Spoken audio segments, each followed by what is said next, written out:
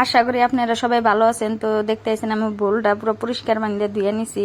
এখন আমি হাফ চামচ লবণ, হাফ চামচ আমি হলদির গুঁড়া, হাফ চামচ আমি শুকনা মরিচের গুঁড়া দিয়ে দিলাম। তো তেলটা গরম হয়ে গেছে, আমি পেঁয়াজ মরিচ দিয়ে দিলাম। তো পেঁয়াজটা ব্রাউন কালার হয়ে গেছে, আমি বোলের সবজিটা আমি দিয়ে দিম। তো দিয়ে হেরে আমি ঢাকনা দিয়ে অল্প রাইখে দিম, বোলটা অল্প সিদ্ধ হবো। তারপরে দেখেন এই যে কুইমে আছে বোলের সবজিটা। তো হিন্দিকে লাহালে পানি উঠে থাকবো। আমি কোনোদিনও বোলের সবজিতে এক্সট্রা আমি পানি অ্যাড করি না, যেহেতু হিন্দিকে বোলের সবজিতে অলরেডি পানি উঠে যায়। তো আমার সবজিটা কষানো হয়ে গেছে, এখন আমি অন্য চুলা চিংড়ি মাছ কষাই নিছি। তো চিংড়ি মাছটা আমার কষানো হয়ে গেছে, এখন আমি বোলের সবজি দিয়ে দিম। তো দেখতেছেন আমি চিংড়ি মাছগুলো একটা একটা করে দিয়ে দিলাম। তো এখন আমি অল্প 12 মশলার গুঁড়া দিম, দিয়ে 2-3 মিনিট জাল করে নিম।